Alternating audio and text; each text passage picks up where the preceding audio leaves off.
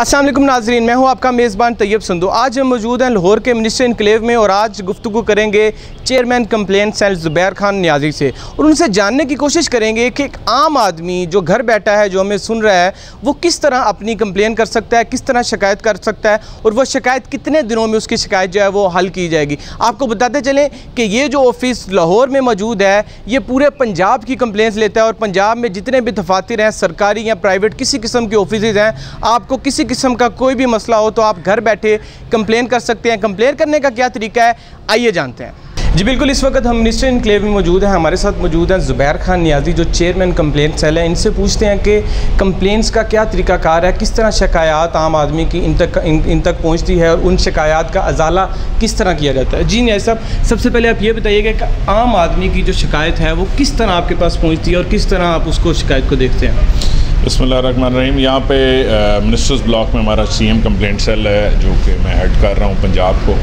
और इसी तरह हर डिस्ट्रिक्ट में हमारे चेयरमैन हैं।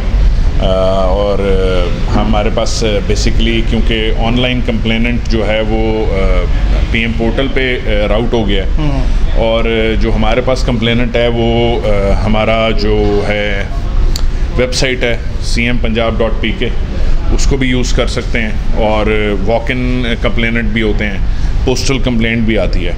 प्रोसीजर ये है कि आपको एक रिटन कंप्लेंट हमें ऑफिशियली रिटन फॉर्मेट में हमें देना होती है, जिसमें सारी तफसील लिखी होती है। हम फॉरवर्ड करते हैं जितने भी पंजाब के मुतल्लिका महकमे हैं, पुलिस से ज़्यादा आती हैं, महकमा माल से आती हैं, और जितनी भी कंप्लेंट्स होती हैं वो हम उसको डायरेक्टिव बना के हम फॉरवर्ड कर देते हैं, और उसका हर कंप्लेंट का एक टाइमलाइन होता है जवाब आने का। कितना टाइम? 7 दिन, 15 दिन, 30 दिन, मुख्तलिफ़ किस्म की कंप्लेंट्स को हैंडल करने के मुख्तलिफ़ टाइमलाइंस हैं। जैसे कि जो कई कब्ज़ा माफिया की कंप्लेंट्स हैं उनको थोड़ा उनका टाइमलाइन फौरी तौर पर डिफ़ाइन नहीं होता। पुलिस की FIRs की बहुत सारी टाइमलाइंस हैं जो डिफ़ाइन होती हैं, जिसके मामलात होते हैं। जैसे पुलिस की FIR की, हर पुलिस की FIR की भी एक टाइमलाइन है दर्ज होने की, और जितने भी पुलिस की कंप्लेंट्स होती हैं वो एज़ पर पुलिस रूल्स, जिस तरह पुलिस की टाइमलाइन होती है उसको इम्प्लीमेंट कराने के लिए हम फॉरवर्ड कर देते हैं, और बड़ा इफ़ेक्टिव है। IG ऑफिस में AIG कंप्लेंट्स उसको हैंडल करते हैं हमारे बिहाफ पे, हम उनको फॉरवर्ड करते हैं फिर उस, और एक पहले से बहुत अच्छा उसका। नहीं सब, इसमें डिपार्टमेंट कितने हैं? अगर डिपार्टमेंट्स की बात की जाए तो किस किस डिपार्टमेंट की कंप्लेन आपके पास आ सकती है? पंजाब के ज़ेर असर जितनी मिनिस्ट्रीज़, जितने महकमे हैं, उन सब की कंप्लेंट्स हमारे पास आती हैं। अगर किसी मिनिस्टर की कंप्लेन हो तो वो भी आप देख सकते हैं, आप सुन सकते हैं? बिल्कुल, वो भी हम फॉरवर्ड करते हैं, लेकिन वो बहुत कम होती हैं ऐसी जो हमारे पास आती हैं। लेकिन वो इसमें ये नहीं हो सकता कि आपकी कंप्लेंट किसके ख़िलाफ़ है किसके नहीं है, ये हमें उसको एज़ इट इज़ डायरेक्टिव लगा के फॉरवर्ड करना होता है। कई मिनिस्टर्स के ख़िलाफ़ कंप्लेंट अभी तक आ चुकी हैं कुछ, बट वो ज़्यादातर नॉन सीरियस कंप्लेंट्स थी, लाइक वो ये जी इसको चेक करें, ये नॉन सीरियस की वजूहत ये भी हैं कि आपने आम आदमी के लिए ओपन किया है कि कोई भी कंप्लेन कर सकता है, तो उसकी एक वजह है कि उसकी वजह से कंप्लेंट का मैं आपको एक बता देता हूँ। कंप्लेनेंट की एक बदकिस्मती ये है कि 60% से भी ज़्यादा कंप्लेनेंट ऐसा है जो कि फॉल्स कंप्लेंट करता है, और ये बदकिस्मती है क्योंकि जब आप फॉल्स कंप्लेंट करते हैं तो आप एक्चुअली एक ओरिजिनल कंप्लेनेंट की जो क्रेडिबिलिटी है उसके लिए भी डाउट क्रिएट करवाते हैं। तो बेसिकली ये मनहासल कौम, हम अभी इसमें इम्प्रूवमेंट लाने की ज़रूरत है, लेकिन ये है कि अल्हम्दुलिल्लाह यहाँ पे हमने बड़े बड़े मार्के मारे हैं, और इंशाल्लाह जल्द ही हम इसकी एक किसी बड़े मार्के का जिक्र करना चाहेंगे आप? ये मैं एक इंडिविजुअल अभी जिक्र नहीं कर सकता क्योंकि कई चीज़ें मिस हो जाएंगी। हम इसका ऑर्गेनाइज तरीके से एक बना रहे हैं डॉक्यूमेंट्री, जिसमें हम मेंशन करेंगे कि हमने किस किस मामले को किस तरह हैंडल किया, बल्कि प्रैक्टिकली हम जितने भी हमारे कंप्लेनेंट्स होते हैं, कई कंप्लेनेंट्स के तो हम साथ भी हमारी टीम के मेंबर्स जाते हैं उनकी हेल्प आउट करने के लिए महकमे तक, साथ उनके कई इमरजेंसी केसेस होते हैं, कई इन्वेस्टिगेशन के मामलात होते हैं, कई कत्ल के मुकदमात होते हैं जिनमें लोगों को उनकी शिकायत ये होती है कि उन्हें उनकी इन्वेस्टिगेशन सही नहीं हो रही। और मैं इसमें जो लाहौर के ख़ास तौर पे DIG इन्वेस्टिगेशन है शारिक जमाल साहब, उनको मैं पर्सनली मिला तो नहीं हूँ, लेकिन बड़ी, मैं आपको वैसे बताऊँ कि मैं बड़ा उनका मोतरफ़ हूँ। बड़ी बहुत ही ज़्यादा लाहौर की जो DIG कंप्लेंट्स शारिक जमाल, उनकी परफॉर्मेंस में मैं बहुत इम्प्रेस है। अच्छा नियाज़ी साहब, एक आम आदमी जैसे मैं एक आम आदमी हूँ, हमारे लिसनर्स जो हैं वो एक आम आदमी है, आवाम है, मोबाइल है हमारे पास, तो अक्सर लोग ये समझते हैं कि अगर मैं कंप्लेन करूँगा मोबाइल के थ्रू करूँगा तो ज़्यादा आसानी है, इधर आऊँगा तो मेरा नाम ना आए, या ऐसे लोग जो समझें कि किसी सरकारी ऑफिसर के ख़िलाफ़ कंप्लेन तो करनी है तो वो खुद भी सरकारी मुलाजिम है तो उसका नाम भी ना आए लेकिन कंप्लेन भी सच्ची हो, तो इस तरह की अच्छा ये हमारे जो चीफ मिनिस्टर कंप्लेंट सेल है, इसमें बड़ा ज़रूरी है कि कंप्लेनेंट को बाकायदा उसको ज़ाहिर होना पड़ता है। मतलब आप उसका नाम राज में नहीं रख सकते। देखें पहली तो बात यह है कि और मैं तो दुआ कर रहा होता हूँ कि ऐसे कंप्लेनेंट्स आएँ हमारे पास जो जुर्रत रखें कंप्लेंट करके फिर उस पर खड़े होने की कोशिश करें। पाकिस्तान में 1000 लोग ऐसे क्रिएट हो जाए ना जो महकमे के ख़िलाफ़ या अफसर के ख़िलाफ़ महकमे के अंदर से कंप्लेंट करके उस पर खड़े हो जाएं तो पाकिस्तान शायद सुधर जाए। मसला ये है कि जैसी कई कंप्लेंट्स हम हैंडल करते हैं उसको इंक्वायरी भी लगवा चुके होते हैं, लेकिन कंप्लेनेंट ही अपनी कंप्लेंट से दस्तबरदार हो जाता है। लेकिन देखें ना, इसमें एक अगर इस तरह की सिचुएशन आ जाती है कि एक ग्रेड 15 का बंदा है और वो ग्रेड 17 के खिलाफ, जो PM पोर्टल है ना, जो PM पोर्टल है उसमें ऑप्शन दी हुई है, उसमें कंप्लेनेंट का नाम लेकिन मेरा सवाल आपसे ये था कि अगर कोई ग्रेड 14, 13 ऐसा बंदा ग्रेड 17, 18 के खिलाफ जाता है और आपके पास आता है, वो जाहिर भी होता है, तो क्या ज़ुबैर खान नियाज़ी उसके साथ खड़ा होगा किसी भी जगह पे वो कहे कि अगर आप सच्चे हैं तो हम आपके साथ हैं, आपको कोई प्रॉब्लम नहीं होगी? नहीं, मैं तो और ज़्यादा उससे पहले तैयार हूँ। मैं तो उसके तरले करने को तैयार हूँ कि भाईजान आके स्टैंड ले लो अपनी शिकायत पे, फिर देखो हम क्या करते हैं। देखें मैं आपको बता रहा हूँ कि जो महकमाना कंप्लेंट्स है ना उसमें स्टैंड लेने वाला बंदा ही नहीं मिलता। अच्छा पुलिस के होता है ना लोगों में, पुलिस के खिलाफ स्टैंड लेने वाला बंदा नहीं मिलता।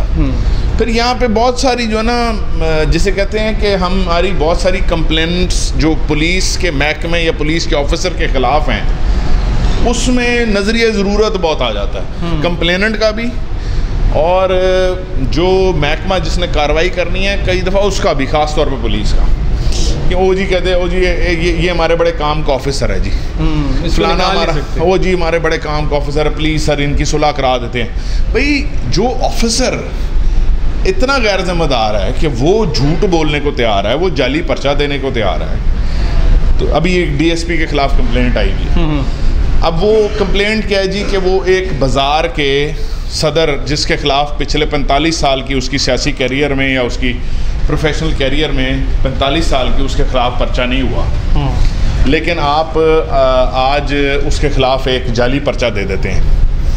किस वजह से? क्योंकि SOPs पे जो है ना कोरोना के दौरान इश्यूज़ थे और उसमें मामलात थे, और वो आपको पता है कि कई पुलिस वाले हमारे यहाँ पे तो नोटिफिकेशन जारी होने का मतलब होता है कि नई दिहाड़ी जारी होगी। ऐसे ही और कहते हैं कि कोविड में जितना पुलिस वालों ने एंजॉय किया मेरा ख्याल है कम ही किसी ने किया। पाकिस्तान में किसी चीज़ पे आप पाबंदी लगाएं तो समझें एक नई दिहाड़ी का आगाज़ हो गया। ये पाकिस्तान बदकिस्मती, अभी हमने बहुत सारे यूँ समझे कि सिस्टम में बहुत सारी जो मामलात हैं उसको बेहतर करना है, और इंशाल्लाह ये बेहतर होगा जैसे जैसे अकाउंटेबिलिटी तेज़ होगी।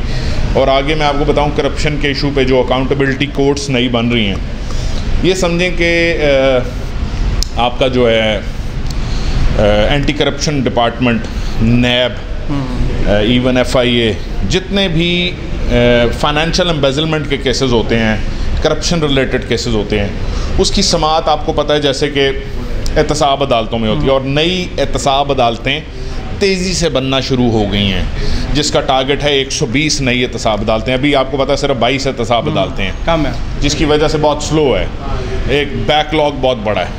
तो जो कंप्लेंट सेल से बहुत बड़ी तादाद में जो शिकायत हैं वो करप्शन रिलेटेड हैं, और जब वो भी फॉरवर्ड होनी होती हैं तो वो इन्हीं महकमों को जानी होती हैं। आखिरकार टेकअप तो हो जाता है केस, बट मंतकी इंजाम तक नहीं पहुंचता, क्योंकि एहतसाब अदालतें बहुत थोड़ी हैं, जो कि हमने अभी 30 एहतसाब अदालतें नई चालू वो काम करना शुरू हो गई हैं, और इंशाल्लाह टारगेट है कि अगले 1 साल तक 100 टोटल 120 और पिछली 122 मिला के 142 एहतसाब अदालतें जब मुकम्मल हो जाएंगी इस मुल्क में, तो आप फिर अपने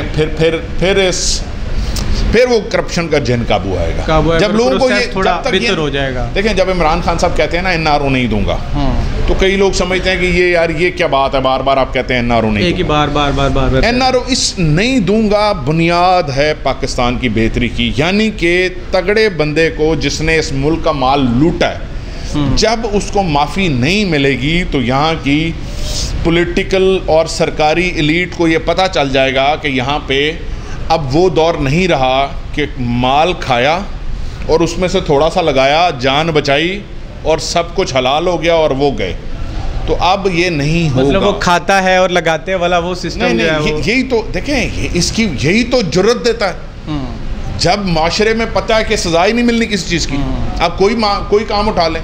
मतलब अगर आपको इस माशरे में सजा और जजा का निज़ाम नहीं है तो मुझे फ़र्क बता दें जंगल के कानून में और एक आम कानून। पाकिस्तान में क्या मसला है रूल ऑफ लॉ का?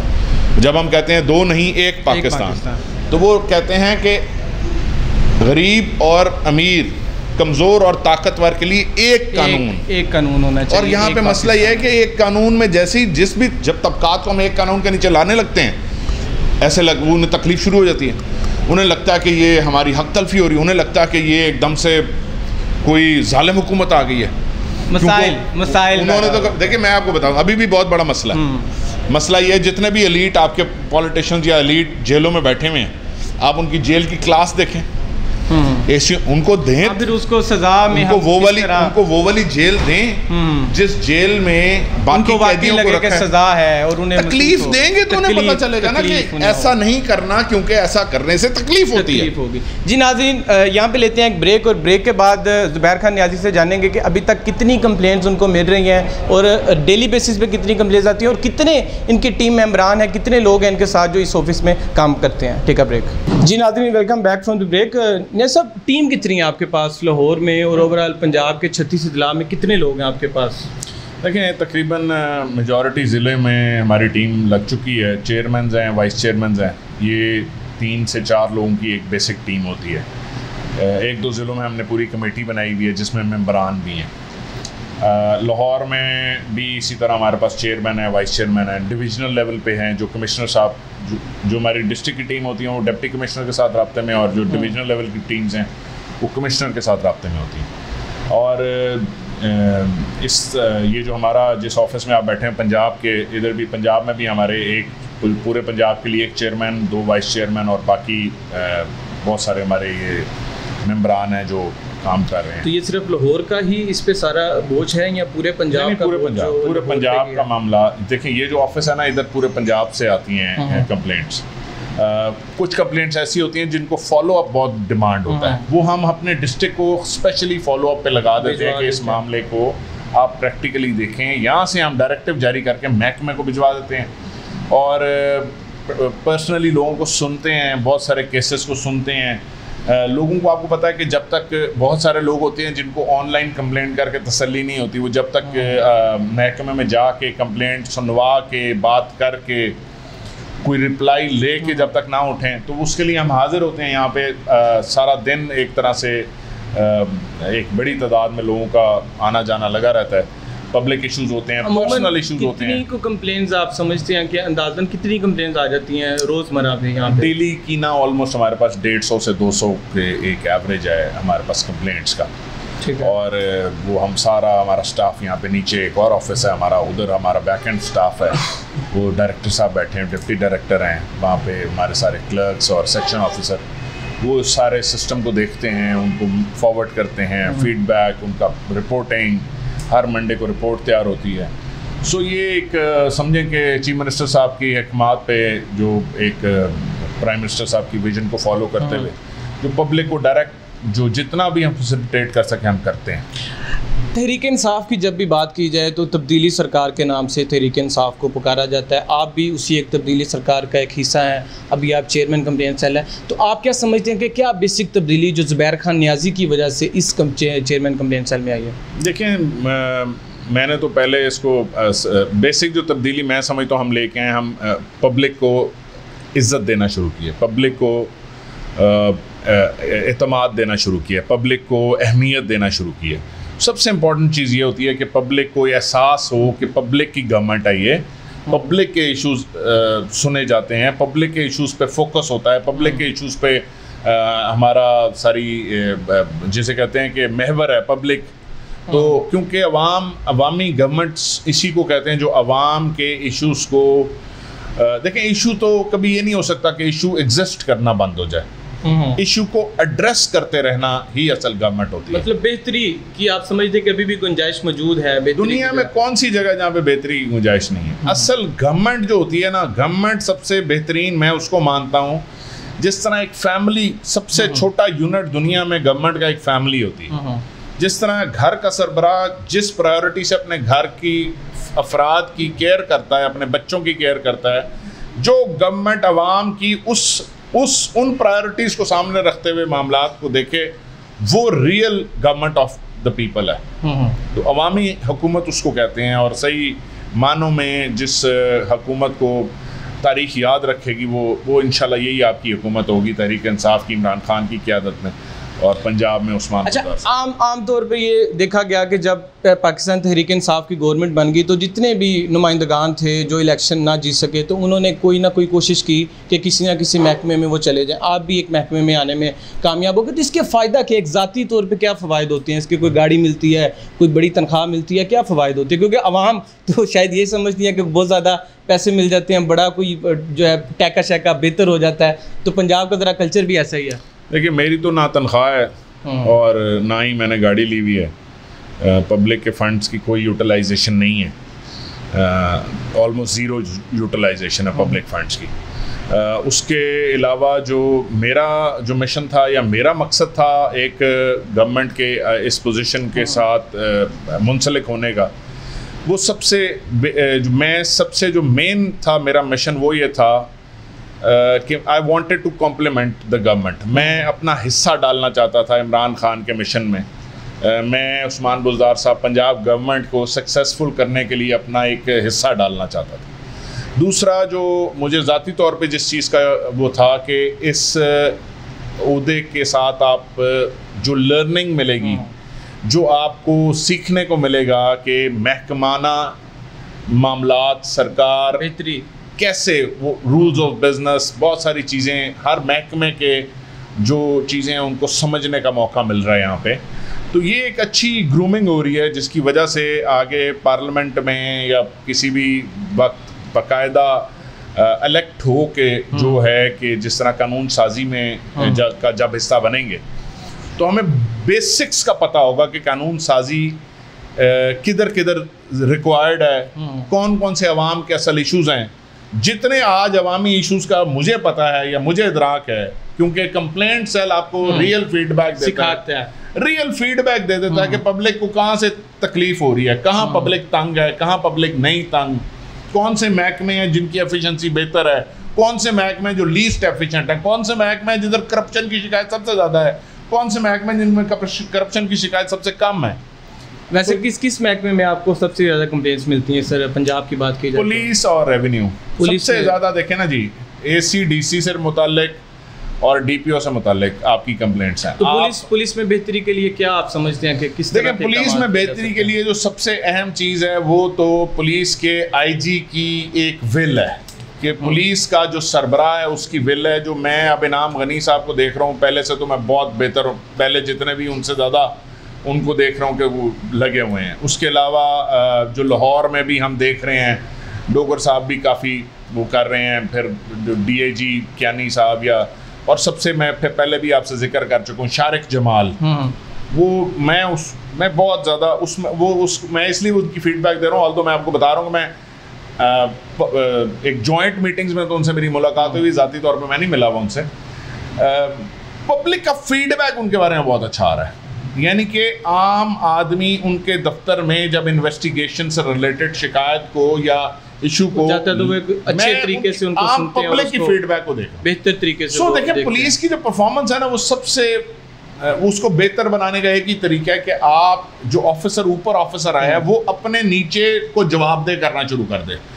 मैं चंद दिन पहले मेरा मौका मिला तो मैंने कहा कि जिन एरियाज की कंप्लेंट IG ऑफिस में बार बार आ रही है, जिसमें सबसे पुअर परफॉर्मेंस है, यानी कि IG ऑफिस में कंप्लेंट किसकी आएगी या CM कंप्लेंट सेल के पास कंप्लेंट किसकी आएगी, जिधर नीचे सुनी नहीं गई बात ही नहीं जाएगी, जिधर नीचे उसकी तसल्ली नहीं कराई गई।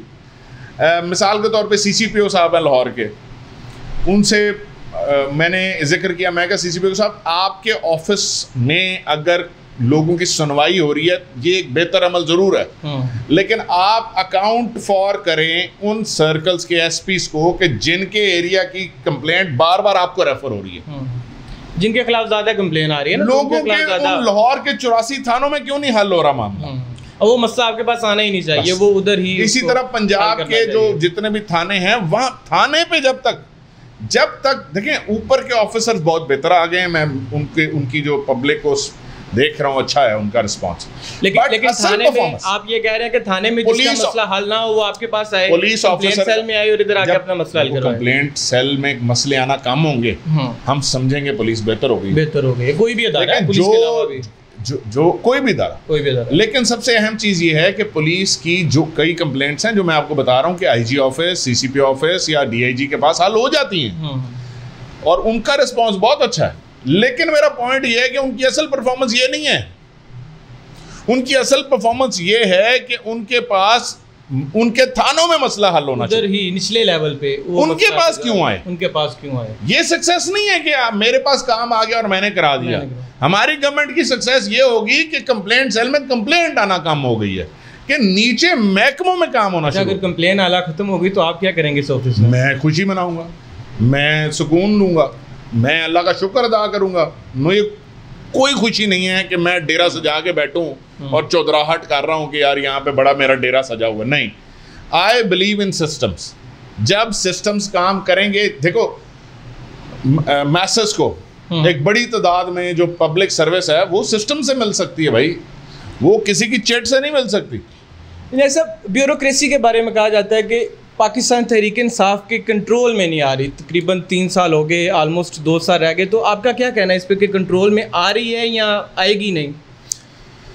देखें, जो पॉलिटिकल लीडरशिप होती है ना, उसकी विल को या उसकी विजन को अल्टीमेटली कोई चीज़ रोक नहीं सकती। आप डिले कर सकते हैं, उसको स्लो कर सकते हैं, और मैं जानता हूँ कि आप ये मानते हैं ना कि ब्यूरोक्रेसी नेचुरल है ना, कर रही है। नहीं, ये मैं आपको देखें, आप इस दरवाज़ा है ना, ये बाहर को खोलता है, आप इसको अंदर को खोलने की कोशिश करें, आपको ना पूरा ठा ठू रेजिस्टेंस, यानी कि आपको तकलीफ से गुजरना ही पड़ेगा। आप जब भी निज़ाम को तब्दील करेंगे, जिन लोगों को देखें, मैं राइट हैंड से कलम साइन करता हूं, अगर मैं लेफ्ट साइड से साइन करना पड़े तो एक रेजिस्टेंस आएगी, मुझे तकलीफ, मुझे तंगी महसूस होगी। नया रूल आ जाएगा लेफ्ट हैंड से, दुनिया पूरी में देखिए, जब आप सिस्टम को चेंज करने की बात करते हैं, सिस्टम में बहुत इनकलाबी बेहतरी लाने की बात करते हैं, तो लोगों को अपनी बहुत सारी तकलीफ से गुजरना पड़ता है। इस तरह जो हमारी सरकारी महकमे हैं, सरकारी मुलाजमीन हैं, वो ख्वाह ब्यूरोक्रेसी है, ख्वाह कोई और लेवल के लोग हैं, सरकार में जो भी परफॉर्म करें, जो असल तो सिस्टम तो उन्होंने चलाना है, हमने विजन देना है, हमने विल देनी है, हमने बताना है अब इस तरह चलेगा। अब जिस तरह चल रहा होता है उससे अगर मुख्तलिफ चलवाएंगे तो उन्हें तकलीफ होगी, प्रॉब्लम आएगा। आप भी हैं, साथ वो भी हैं, तो दोनों मिलके बेहतरी जो है। आप अकाउंटेबिलिटी की बात करना शुरू कर देंगे, आप कहेंगे यार मैं अकाउंटेबिलिटी, वो एकदम से डर गए, एकदम से परेशानी आ गई, अनसर्टेनिटी आ गई, पता नहीं क्या होता है, पता नहीं यार मैं साइन कर। उसको कॉन्फिडेंस भी देना है, अपने सिस्टम को तब्दील भी करना है। वो एक रेजिस्टेंस का पीरियड है, वो बहुत हद तक गुजर गया है, वो आगे अभी जैसे आगे अब एक तो ये है कि इंशाल्लाह ताला कुछ हमारी पॉलिसीज ऐसी हैं जो इतनी ज़्यादा, अब आज आप समझें कि बकरा ईद के बाद मेरे साथ आप बात कर रहे हैं, अगले साल आपने बकरा ईद के बाद एक प्रोग्राम करना है और दोनों प्रोग्राम्स का मुवाजना करना है और पब्लिक सेंटिमेंट लेना है। आप देखेंगे यकसर चेंज हो चुका होगा, ग्राउंड तक वो हमारी पॉलिसीज का असर पहुंच चुका होगा पब्लिक पे। कंट्रोल ऑलरेडी 3 साल लग चुके हैं, वैसा हमारी बहुत बड़ी अचीवमेंट्स हैं। गवर्नमेंट के अभी आखिरी साल है, बहुत बड़ी अगली दफा हम 3 साल की अचीवमेंट बहुत बड़ी है। जैसे कि आज मैं पहले तो ये बता दूं कि 3 साल नहीं हुए, 2 साल 11 महीने और कोई 11 दिन हो गए। 3 साल भी होने 3 साल नहीं हुए, 2 मैंने आपको एग्जैक्ट बताया, क्योंकि एक दिन में इमरान खान अचीवमेंट्स कर रहा है, एक दिन में फ़र्क ला रहा है। मैं आपको सबसे बड़ी फ़र्क बताता हूँ, इकॉनमी को आपने संभाला है। जैसे घर का मईशत तबाह हो चुकी होती है, बेरोज़गारी छाई होती है, कर्ज़ों में आप जकड़े होते हैं और कर्ज़े चढ़ने का चांस होता है। आपने इस मुल्क के मज़ीद कर्जा चढ़ने की स्पीड को स्लो कर दिया, आपने इस मुल्क का करंट डेफिसिट ऑलमोस्ट ख़त्म कर दिया, आपने इस मुल्क की एक्सपोर्ट्स जिसको कहते हैं इनकम वो बढ़ा दी है, रेमिटेंस बढ़ गई है, टैक्स कलेक्शन बढ़ गई है, हर चीज़ राइज पे है। जीडीपी ग्रोथ रेट 5% आने वाला है, फाइनल जो पहले प्रोजेक्टेड था 4% प्रोजेक्शन थी, अब एंड होगा तो देखना 4.9% आएगी जो 5% के करीब होती है। उसके अलावा आपका इंटरनेशनल दुनिया पूरी में आप एक खुद मुख्तार मुल्क के तौर पे आज दुनिया देख रही है। आज दुनिया देख रही है कि इमरान खान ने एक इस्लामी जमहूरिया पाकिस्तान को एक गैरतमंद मुल्क के तौर पे दुनिया के सामने खड़ा कर दिया है। हाँ, ये मुल्क रोटी कपड़ा मकान के नारे पे नहीं बना था, ये मुल्क खुद मुख्तारी और इस्लामी जमहूरिया पाकिस्तान एक आज़ादी के नाम पे बना था, गैरतमंद कौम होने के नाम पे बना था। सो वो गैरतमंद कौम होने का जो हम बनने के बाद भी तरस गए थे, वो खुद मुख्तारी इमरान खान के आने के बाद हमारे नसीब में आ रही है। आज इस मुल्क का इंपोर्ट बिल कम हो रहा है, जो परमानेंट इंपोर्ट बिल है। एक तो सिचुएशनल इंपोर्ट बिल होता है, एक परमानेंट इंपोर्ट, यानी कि आज आप एग्रीकल्चर की मार्केट आज आप फार्मर से जाके करके आए। लेकिन ये सब देखिए अचीवमेंट्स तो बहुत हैं, इसमें कोई शक नहीं है कि बेहतरी भी आ रही है, लेकिन आम आवाम जो है जिसका गुजारा घी पे होना है, आटे पे है, चीनी पे है, उसकी कीमतें बढ़ती जा रही हैं। अगर उसकी कीमतें इस जगह पे भी रुक जाए तो मेरा ख्याल है उनके लिए बेहतरी होगी। तो इसमें किस तरह बेहतरी आ सकती है? कीमत जब आप डॉलर के रेट पे आएगी ना बात, जब दुनिया से आप माल मंगाते हो उससे बनाते हो तो डॉलर के रेट पे आती है बात। इन्होंने आखिरी साल मार्केट में आपके रिजर्व का डॉलर फेंका, क्योंकि इनको पता था ये ब्लंडर कर चुके थे, डॉलर राइज पे था। इन्होंने जान के मसनूई तौर पे उसको रोक के रखा कि इलेक्शन निकालने किसी तरह, वो तो ठीक है, इलेक्शन निकालने किसी तरह, क्योंकि डॉलर का रेट ऊपर गया। तो मैं बता रहा हूँ आपको ना, जो डॉलर का रेट इनके दौर में ऊपर जा चुका था, मसनूई तौर पे होल्ड करके रखा हुआ था। अब पूरी इकोनॉमी इंपोर्ट बेस्ड थी, हर चीज़, पेट्रोल, बिजली के माहिदे डॉलर पे। आप कह रहे हैं खाने पकाने का तेल, इस मुल्क की बदकिस्मती ये है कि इस मुल्क में खाने पकाने का तेल भी नहीं बनता। इस मुल्क में सारा एडिबल ऑयल इंपोर्ट होता है। और आज अब दुआ दें इमरान खान को कि जिसने अभी तक 26-27 लाख जैतून के दरख्त लगा दिए हैं, और इस साल अकेले 50 लाख और लगने हैं, जो और मुकम्मल टारगेट करोड़ से ऊपर का है। ये वो टारगेट है जिसके बाद आज से कुछ साल बाद आप एडिबल ऑयल मंगाना बंद नहीं करेंगे। आप दुनिया में सबसे बड़े जैतून के एक्सपोर्टर बनने जा रहे हैं चंद साल बाद। सो ये वो विजनरी एक्शंस हैं जिसको करने से मुस्तकबिल की मुस्तहकम तब्दीली आ रही है। यहाँ पे फ्रूट्स के दरख्त लगाए जा रहे हैं ताकि आपको ग़िज़ा इंपोर्ट ना करनी पड़े। आपकी ग़िज़ा की इंपोर्ट का बिल $8 अरब है। $8 अरब के बिल को कम किया जा सकता है। हम नेट इंपोर्टर क्यों हैं? हमारे पास इतना बड़ा ज़रूरी रकबा है, हम क्यों इंपोर्टर हैं? हम अजनास के क्यों इंपोर्टर हैं? आपकी बात ठीक है, बेहतरी आ रही है, इसमें वक्त भी लगेगा, लेकिन एक तासुर ये भी है, और ये शायद किसी हद तक हकीकत है, कि इमरान खान को ओपोजिशन से डर नहीं है, तहरीक इंसाफ को, नून लीग या पीपल्स पार्टी का कोई खौफ नहीं है। लेकिन आने वाले वक्त में, आने वाले इलेक्शन में महंगाई का ये जिन अगर काबू ना किया गया तो इसमें ज़्यादा मसला क्रिएट कर सकता है। आपको जो महंगाई आज अगर बकरे का गोश्त 1500 रुपये किलो है, तो 2006 में ये 250 रुपये किलो था।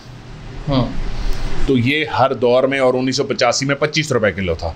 लेकिन बदकिस्मती से सिर्फ पाकिस्तान में प्राइस दुनिया में नहीं सुने, इस वक्त बदकिस्मती से पूरी दुनिया 35% फूड इन्फ्लेशन की ज़द में है कोरोना की वजह से। अगर आप ओवरऑल दुनिया को देखें तो हम बेसिकली कम महंगाई की ज़द में है पूरी दुनिया से। लेकिन जो मैं आपको बात बता रहा हूँ कि अक्सर में हुकूमतें मुकाबला कैसे करती हैं। मुकाबला ये जो 25 रुपये का भी किलो था बकरे का गोश्त 85 में, फिर 2005-06 में 250 रुपये किलो था, और आज 1500 रुपये किलो है। तो इसका मुकाबला कैसे करते हैं? सुने ये नहीं कह रहा मैं, आप समझे मेरी बात। आपको बाइंग पावर बढ़ानी होती है, अपने अवाम की बाइंग पावर को बढ़ाना होता है, जो इस बजट में बहुत यकीनी तौर पे इस बात को इंश्योर किया गया कि बाइंग पावर पब्लिक की बढ़े। पब्लिक की बाइंग पावर बढ़ाने के लिए सरकारी तनख्वाहों में 25% अलाउंस और 10% उसका वो इजाफा किया गया। अब जब आप ऐसा करते हैं तो मार्केट में स्टैंडर्ड सैलरी रेट भी ऊपर जाता है। अगर आप आज किसी भी बिजनेस को देख लें, जो लार्ज स्केल इंडस्ट्री है उसकी ग्रोथ हुई है, इसका मतलब उसने कमाया पैसा, तो इसका मतलब है वो इंक्रीमेंट देगा अपने मुलाजिम को। इसी तरह ज़राअत में चले जाएं तो बहुत, आप क्या फार्मर आम आदमी नहीं है? क्या छोटा किसान आम आदमी नहीं है? क्या उसने नहीं कमाया? आज छोटे किसान से जाके आप सर्वे तो करें। लेकिन उसका नुकसान तो आवाम को भी होता है ना। अगर किसान तो एक छोटा तबका है ना, at the end of the day अगर 20 करोड़ आवाम पे वो अफेक्ट कर रहा है, बता तो रहा हूँ। नहीं, आप कह रहे हैं छोटा तबका है ना, 60%। देखो मेरी बात सुनो, जब ये आपको लंबी आपको समझाना पड़ेगा मुझे। जहाँ पैसा जाता है ना, वहाँ पे वो हर चीज़ में पैसा फिर इन्वेस्ट होना शुरू हो जाता है। वहाँ की इकोनॉमीज रेज होती है। वहाँ सिर्फ किसान की इनकम नहीं बढ़ी, वहाँ किसान से ताल्लुक़ रखने वाले उसकी सारी सराउंडिंग की इनकम बढ़ गई है। जहाँ पैसा जाता है वहाँ लोगों की इनकम बढ़ जाती है, चाहे उसका डायरेक्टली ताल्लुक ना भी हो। वहाँ पे करियाने वाले को भी ज़्यादा सौदा खरीदने गया हुआ है बंदा, वहाँ पे किसी जनरल स्टोर पे किसी ठेले वाले के पास भी ज़्यादा लोग गए हुए हैं चीज़ खरीदने। बेसिकली इकोनॉमी राइज पे आती है। आपको बाइंग पावर बढ़ानी होती है, बाइंग पावर बढ़ रही है इस मुल्क की। और दूसरी बात रही कि ये जो कमज़ोर तबका है हमारा, उसके लिए अभी ऐसा इनकलाबी निज़ाम आ रहा है कि जो सब्सिडी आप सिर्फ यूटिलिटी स्टोर पे देते थे, पाकिस्तान का हर जनरल स्टोर एक कमज़ोर तबके के लिए यूटिलिटी स्टोर बनने लगा है। तकरीबन पाकिस्तान के 3 करोड़ ख़ानदानों को डायरेक्ट उनके घर पे सब्सिडी दी जा रही है, जो कि किसी भी जनरल स्टोर से अवेल कर लेंगे। हेल्थ कार्ड की बात करते हैं। हेल्थ कार्ड जब आएगा पूरे पंजाब की आवाम को मिलेगा, सुनने में यही आ रहा है, तो किस तरह उसका इस्तेमाल किया जाए? क्योंकि लोग बड़े कंफ्यूज हैं, उन्हें समझ नहीं आ रही कि हेल्थ कार्ड आएगा तो उसका इस्तेमाल किस तरह होगा, कितनी आसानी होगी इसमें। देखें, उसमें ऐसे है कि हेल्थ कार्ड 2 डिवीजन में लॉन्च हो गया, डीजी खान और साहिवाल डिवीजन में मुकम्मल आबादी को दे दिया गया है। इसी तरह KPK में तो फुली ऑपरेशनल है। हेल्थ कार्ड से आप पाकिस्तान में जो पैनल पूरे पाकिस्तान में, पंजाब का हेल्थ कार्ड पूरे पाकिस्तान के पैनल पे मौजूद किसी भी प्राइवेट हॉस्पिटल में जाके इलाज करा सकते हैं। 7,20,000 का ये कार्ड होगा, ठीक है, सालाना नहीं, ये ओवरऑल होगा। इसमें आप खुदा ना खास्ता जब अगर आपका इतना इलाज आपकी ज़रूरत पड़ गई कि 7,20,000 ख़त्म हो गया, तो इसमें रीफिल 3 लाख हो जाएगा एक ख़ानदान को मिलेगा। आप मैं आपको बता रहा हूँ नहीं, ये 3 साल के लिए होगा, लेकिन इसमें ये रीफिलेबल होगा। इसमें 3 लाख का एडिशन कराया जा सकता है अगर खुदा ना खास्ता आपका इस्तेमाल ज़्यादा हो गया। और ये पूरी फैमिली के लिए है, एक फैमिली, यानी कि मियाँ बीवी बच्चे। तो पंजाब के तकरीबन 3 करोड़ से ज़्यादा ख़ानदान बनते हैं। उन सारे ख़ानदानों को पूरे पंजाब की ये कवरेज हो रही है। सो ये बहुत ही अच्छा इकदाम है। प्राइवेट और गवर्नमेंट दोनों हर जगह पे इस्तेमाल आसान है। सिर्फ हेल्थ कार्ड जाके आपने डिस्प्ले करना है और आपको जो है वो सर जो पैसे नहीं मिलेंगे, नहीं पैसे देने नहीं पड़ेंगे ना, बिल नहीं देना पड़ेगा। आप देखें, आप जो हॉस्पिटल हेल्थ कार्ड को एक्सेप्ट नहीं करेगा वो अपना नुकसान करेगा। सिंपल, इतना एक्टिव है ये। नहीं, नेचुरल सी बात है। आप बताएं, आप हेल्थ कार्ड पे इलाज कराएंगे ना, खुदा ना खास्ता आपको प्रॉब्लम मुझे होगी तो मैं हेल्थ कार्ड, अब एक जगह हेल्थ कार्ड चल ही ना तो मैं दूसरे अस्पताल चला जाऊँगा। तो नुकसान किसका हुआ? उस अस्पताल का जिसको बिल नहीं मिला। भी उसके अगेंस्ट एक्शन ले सकती है। नहीं, क्यों ले सकती है? मिसाल के तौर पर वो तो तरले, अपना नुकसान हो गया ना, वो तरले करेंगे कि हमें पैनल पे लाओ। मैं आपको बता रहा हूँ, और बेज़ाब्तगी पे जब गवर्नमेंट उनके खिलाफ एक्शन लेगी और उन्हें हटाएगी पैनल से, तब भी तरले करेंगे खुदा का वास्ता माफ़ कर दो। सो ये तो जब हर किसी के पास हेल्थ कार्ड आ गया, मैं आपको बता रहा हूँ छोटे छोटे शहरों में अभी से प्राइवेट हॉस्पिटल नए बनना शुरू हो गए हैं हेल्थ कार्ड की वजह से। यस, उसकी वजह यह है कि पहले छोटे कस्बों में लोगों के पास इलाज कराने के पैसे नहीं होते थे, वो प्राइवेट अस्पताल बना के किससे कमाएंगे? सो अब क्योंकि हर बंदे के पास कार्ड अवेलेबल है या बाइंग पावर है, तो छोटे इलाकों में भी अच्छे अच्छे अस्पताल बनेंगे। उन्हें पता है कि हर बंदे के जेब में हेल्थ कार्ड पड़ा है, हर बंदा वो फिर करीबी अस्पताल देखेगा और म्यारी अस्पताल देखेगा। तो छोटे शहरों में भी अब आप देखना कि हर छोटे शहर में, छोटे कस्बे में अस्पताल बनेगा। नहीं साहब, खान साहब जब तब्दीली की बात करते थे तो सबसे ज़्यादा जोर इस बात पे दिया गया, इस चीज़ पे दिया गया कि नए चेहरे आएंगे, नए लोग आएंगे। और पाकिस्तान तहरीक इंसाफ ने साबित भी किया इस चीज़ को, इलेक्शन में नए लोगों को टिकट भी दी, आप भी उनमें से थे। आप अपनी यूथ को, आने वाले लोगों को क्या मशवरा देंगे बीइंग अ पॉलिटिकल लीडर? पैवस्ता रहे शजर से उम्मीदें बाहर रख। देखें, ये मुसलसल जद्दोजहद का नाम है, और ज़ाती तौर पे मैं बड़ी कम उम्र में पहला इलेक्शन लड़ा, फिर दूसरा इलेक्शन भी लड़ लिया। ज़ाती तौर पर मेरा अपना ज़हन आज ये कहता है कि इलेक्शन 40 से पहले आपको नहीं लड़ना चाहिए। वैसे मैं पैगाम दे रहा हूँ, लेकिन अब हमारी यूथ को अपने प्रोफेशंस में काम करके अपने आप को मुस्तहकम करना चाहिए, और फिर सबको सियासत में आना चाहिए। और अभी आगे बल्दियाती इलेक्शन आ रहा है, इस इलेक्शन में हमारे ख़ास तौर पर नौजवानों को हिस्सा लेना चाहिए। ग्राउंड लेवल पे अपने मोहल्ले और इलाके में अपनी से मनवानी चाहिए। और जो सबसे अहम चीज़ होती है सियासत में वो है किरदार और क्रेडिबिलिटी। आपका जो पब्लिक परसेप्शन है उसको हमेशा कायम रखें, अपने किरदार को बुलंद रखें और इंशाल्लाह ताला अल्लाह ताला उन सबको मैं बताऊं कि तहरीक इंसाफ के जो यूथ विंग और ISF ख़ास तौर पे हैं उनको कायम रहना चाहिए और उनको अपने मिशन को जल्दी नहीं, उन्हें जल्दबाजी में नहीं, जल्दबाजी नहीं बल्कि अपने आप को मुस्तहकम करके आएँ और सियासत को छोड़ना नहीं है और ऐसे पौधे लगा के आगे को निकलें, ऐसे पीछे पौधे लगा के आएँ। आप ऐसे पौधे लगा के आए हैं। हमारे दौर में तो पौधे जितने भी हैं वो भी अब माशाल्लाह अब अपने अपने कामों में है, लेकिन अच्छी ज़रूर देखें तंजीमें जो होती हैं ना ये किसी एक ज़ात की नहीं होती, इन तंजीमों के लिए काम करना चाहिए। तो आप देखेंगे कि ये पार्टी क्या हर चीज़ फल फूलेगी। जब नर्सरी बंद हो जाए ना तो ग्रोथ बंद हो जाती है पार्टीज़ की। पार्टीज़ में लोगों का इन्फ्लक्स बंद हो जाए तो पार्टीज़ ख़त्म हो जाती हैं। हमने ख़त्म होता देखा जमात इस्लामी को, हमने ख़त्म होता देखा पीपल्स पार्टी को यहाँ पे और फिर जब MQM बदनाम हो गई और अल्ताफ़ हुसैन की असलियत सामने आ गई, ख़त्म होती नज़र आ रही है आपको। और नून लीग मरीम नवाज़ इंशाल्लाह मैं मरीम नवाज़ का शुक्रगुज़ार हूँ। इंशाल्लाह जब तक ये रहेंगी इंशाल्लाह नून लीग तबाह बर्बाद होगी और मरीम नवाज़ साहिबा का मैं पूरी तहरीक इंसाफ शुक्रगुज़ार है इनकी, जिस तरह पूरा पाकिस्तान जरदारी साहब का शुक्रगुज़ार है जिन्होंने आगे पीपल पार्टी ख़त्म कर दी, जिसको ज़ियाउल हक मुशर्रफ नहीं ख़त्म कर सका उसको जरदारी ने ख़त्म कर दिया। समझते हैं ये लोग नेमत है पाकिस्तान के लिए। मैं कहता हूँ जी ये देखें अब वो दौर है, मीडिया का दौर है अब आप, और सोशल मीडिया का दौर है, अब आपकी असलियत छुप नहीं सकती। तो जो बीबी मरीम नवाज़ साहिबा हैं माशाल्लाह मैं इनसे बड़ा खुश हूँ। इन्होंने माशाल्लाह कमाल का पॉलिसी इनकी ऐसी पॉलिसी है कि इंशाल्लाह ताला मुस्लिम लीग नून का मैं आइंदा पंजाब से भी सफाया होता देख रहा हूँ। और ये अभी तो इनका किरपी है उधर से आज़ाद जम्मू कश्मीर से सफाया हुआ है, उससे पहले गिलगित बल्तिस्तान से सफाया हुआ है। अभी 2 दिन बाद इलेक्शन है सियालकोट में, आपने मेरा क्लिप निकालना है। और उम्मीद नहीं इंशाल्लाह तहरीक इंसाफ ये ज़मीनी इलेक्शन जीते जो नून लीग कम जीती, वैसे जो नून लीग की जीती हुई, देखिए नून लीग की जीती हुई सीटें, नून लीग की जीती हुई सीटें हमने तो उसमें जितने भी ज़मीनी इलेक्शन हो हमने अपना लीड कम की है, मार्जिन कम की है पहले से। और अब ये सियालकोट में ज़मीनी इलेक्शन हो रहा है और इस ज़मीनी इलेक्शन में जाके आप देखें मोहतरमा फरदौस आशिकवान साहबा वहाँ पे लगी हुई हैं और उन्होंने बेड़ा उठाया हुआ उस इलेक्शन का, और आप देखें तहरीक इंसाफ कैसे जीतती है अब। जी नाजरीन, ये थे ज़ुबैर खान नियाज़ी और इनका कहना था कि वक्त ज़रूर लगेगा, टाइम ज़रूर लगेगा, लेकिन आने वाले वक्त में पाकिस्तान तहरीक इंसाफ की ही गवर्नमेंट पाकिस्तान को खुशहाल बनाएगी। अगले प्रोग्राम के लिए तैयब संधू को इजाज़त दीजिएगा।